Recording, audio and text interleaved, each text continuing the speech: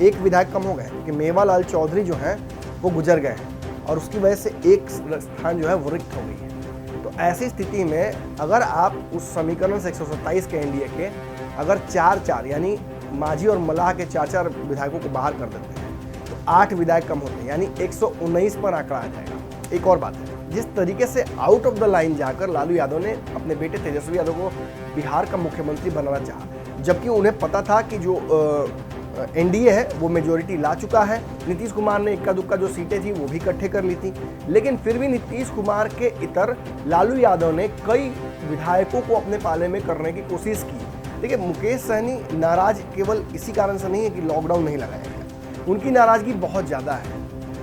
भाजपा ने उन्हें ये वादा किया था कि जब वो एनडीए का हिस्सा बनकर आएंगे तो उन्हें बराबर का सम्मान मिलेगा, लेकिन जब एमएलसी की बात आई उन्हें बहुत सम्मान नहीं मिला। नीतीश कुमार ने खुद राजनीति की इशारा किया। जब पत्रकारों ने उन्हें सडनली पकड़ लिया और पूछ लिया कि लालू जी रिहा हो रहे हैं, तो कुछ बोलते बोलते वो रह गए। वो चाहते नहीं थे कि ऐसा कुछ बोल दें जिसकी वजह से रिश्ते खराब हो।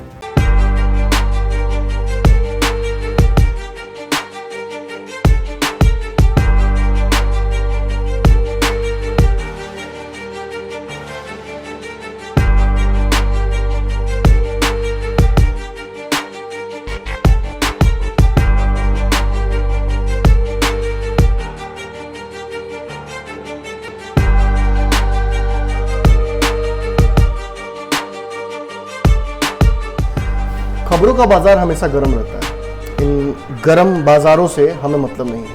हम खबरों का बाजारीकरण नहीं करना चाहते। हम उन खबरों की तह तक पहुंचना चाहते हैं जिन खबरों की वजह से आपके जीवन पर असर पड़ता है। हम खबरों का पंचनामा करते हैं।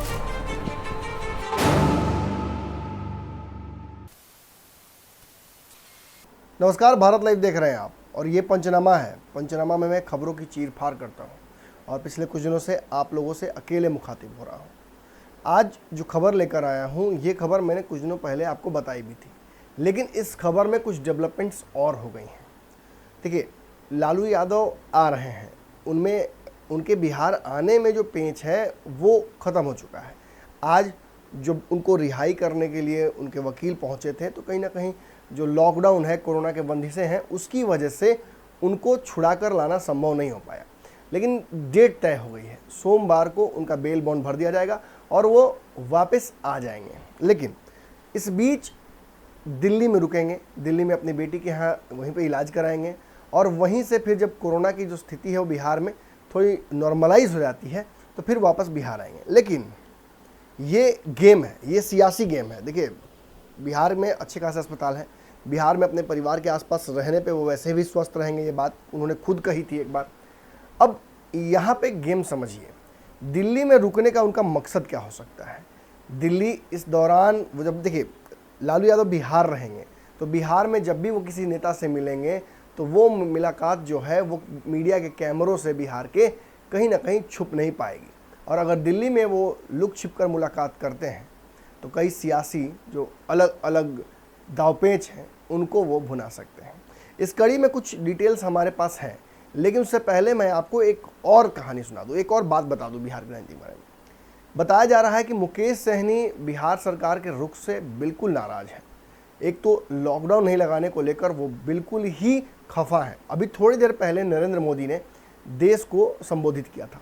इस दौरान उन्होंने राज्यों से ये आग्रह किया कि लॉकडाउन ना ही लगाइए, अगर आवश्यकता पड़ती है तभी लॉकडाउन की तरफ जाइए, अन्यथा लॉकडाउन से परहेज कीजिए।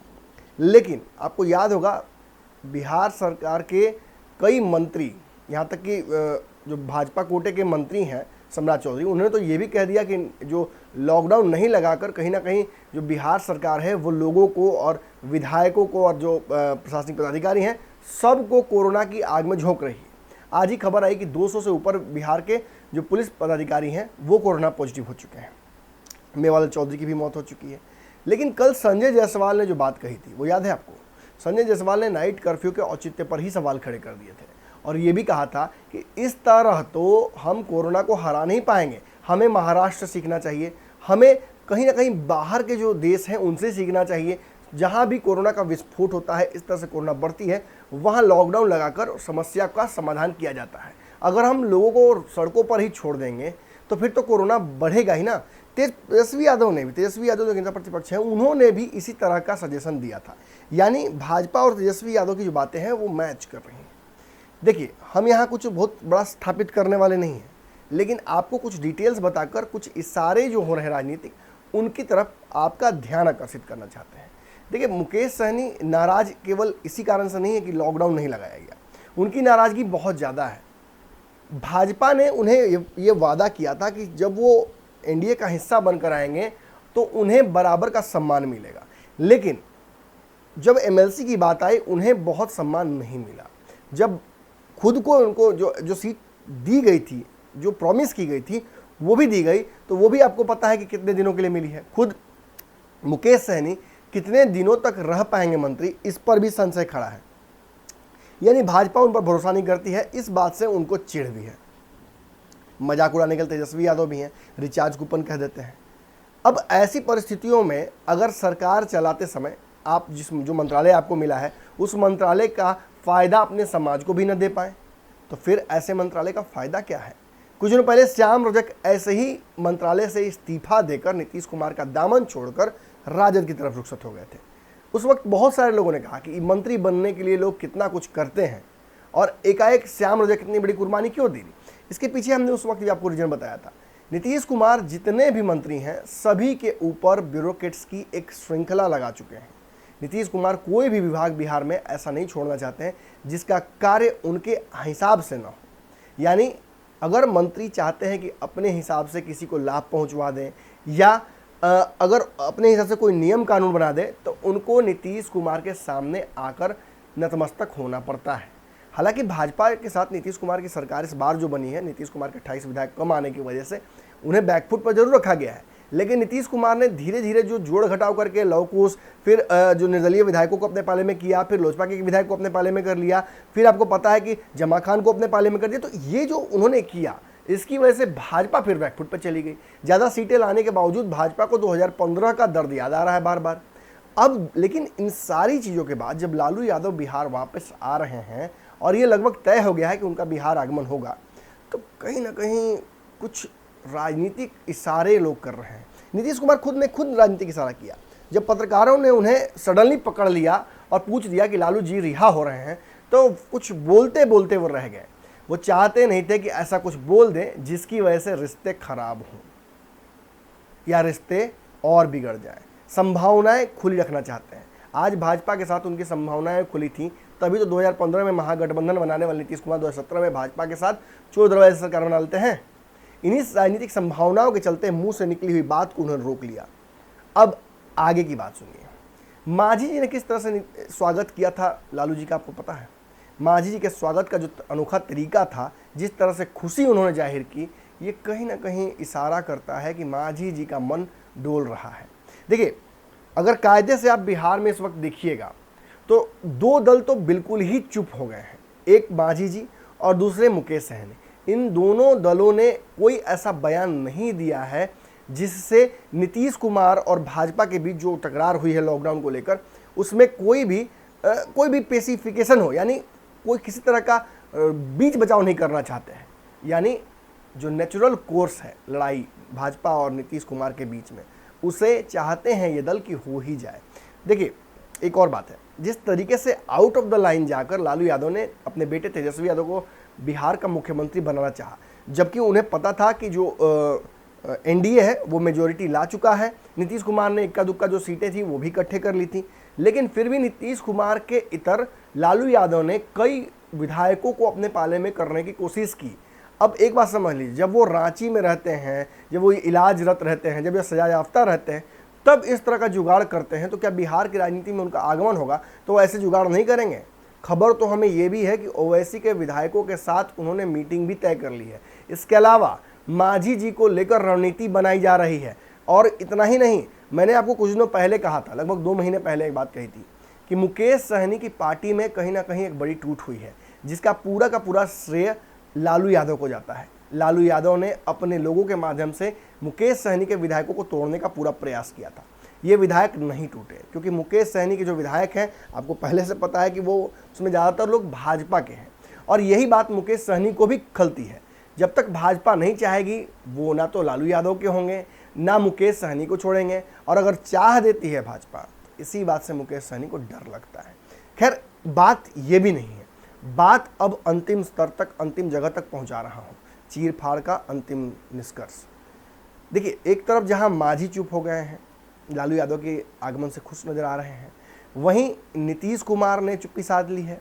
भाजपा लालू यादव पर केवल, अगर मैं अपवाद मानता हूं इस मामले में, राजनीतिक अपवाद है। जिस तरह से सुशील मोदी हर बात पर लालू यादव का नाम लेते हैं, वो अगर लालू यादव की रिहाई पर भी ना कुछ बोले तो ये पचने वाली बात नहीं है। लेकिन भाजपा के लोगों ने इस मुद्दे पर कुछ नहीं कहा।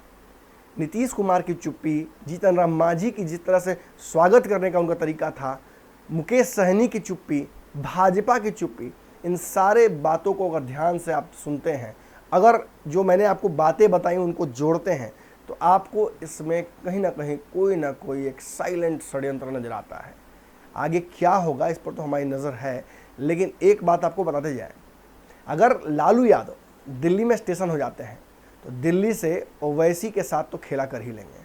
अगर आने के बाद बिहार अगर कोई बड़ा जोड़ घटाव वो कर देते हैं, देखिए एक बात आपको बता के जा रहा हूँ पंचनामा के इस एपिसोड में, अगर आप नीतीश कुमार की सरकार में अभी जो वर्तमान स्थिति है, एक विधायक कम हो गए हैं क्योंकि मेवालाल चौधरी जो हैं वो गुजर गए हैं और उसकी वजह से एक स्थान जो है वो रिक्त हो गई है। तो ऐसी स्थिति में अगर आप उस समीकरण से 127 के एनडीए के अगर 4-4 यानी मांझी और मल्लाह के 4-4 विधायकों को बाहर कर देते हैं तो 8 विधायक कम होते हैं, यानी 119 पर आंकड़ा आ जाएगा। और इन्हीं विधायकों को जब आप जोड़ देते हैं महागठबंधन के 110 में, तो आंकड़ा उधर भी घुमा फिरा कर 118-19 हो जाता है। अब आप समझ रहे होंगे, यानी बिहार सरकार इक्विलिब्रियम में आ जाएगी। संपूर्ण जो बहुमत नहीं होने के चलते नीतीश कुमार के खुद के चेहरे पर ये सारी समस्याएं क्रिएट हो रही हैं। नीतीश कुमार बहुत असहज हैं, लेकिन इस असहजता को सामने ला भी नहीं सकते हैं। अगर बिहार में एक सुई भी गिरती है तो नीतीश कुमार उसके लिए जिम्मेवार रहते हैं, और ये जिम्मेवारी विपक्ष से पहले भाजपा निभा देती है कि नीतीश कुमार तक ही सारा ब्लेम जाए। इसीलिए शायद कहा जाता है कि जब बिहार में स्वास्थ्य समस्याएं बढ़ी कोरोना को लेकर, तो नीतीश कुमार लॉकडाउन नहीं लगाना चाहते हैं, क्योंकि वो चाहते हैं कि भाजपा पूरा जो है मीडिया का विरोध और जो विपक्ष का विरोध है वो झेले। लेकिन तेजस्वी यादव भी बहुत स्मार्ट है, वो हमला भाजपा के मंत्री पर नहीं करके सीधा नीतीश सरकार पर कर रहे हैं, और इसकी वजह से नीतीश कुमार और फंस जाते हैं। तो आज का पंचनामा में इतना ही। कैसा लगा आज का एपिसोड आप जरूर बताइएगा, और कई श्रृंखलाएं आप तक लेकर आऊँगा। कुछ बड़ी अपडेट्स भी आपको देनी है। दिल्ली में जो समीकरण सेट हो गया है उसकी कुछ भनक हमें भी लग गई है, वो भी आप तक लेकर आएंगे। लेकिन फिलहाल इस खबर में इतना ही। लगातार भारत लाइव पर खबरों का सिलसिला इस तरह जारी रहेगा। आपको ये खबरें प्राप्त करनी है तो आपको पता है, केवल भारत लाइव पे सब्सक्राइब का बटन दबाकर आप मुफ्त में जहां भी रहिएगा, फिलहाल तो घर में ही रहिएगा, खबरें प्राप्त कर सकते हैं। धन्यवाद। अगर ये वीडियो पसंद आई और वह बिहार के राजनीति और बिहारियत से सरोकार रखेनी तो सब्सक्राइब बटन दबा के चैनल के सब्सक्राइब कर ली। ओजे एगो घंटी बा, ओकरा बटन दबा देला से कुल सटीक और मारक खबर रुआ मुफ्त में मिल जाई। अगर रुआ पत्रकारिता के हमनी के नया प्रयोग में सहयोग कर चाहतानी तो ज्वाइन बटन दबा दी। पेटीएम नंबर नोट कर ली 9386816700। धन्यवाद।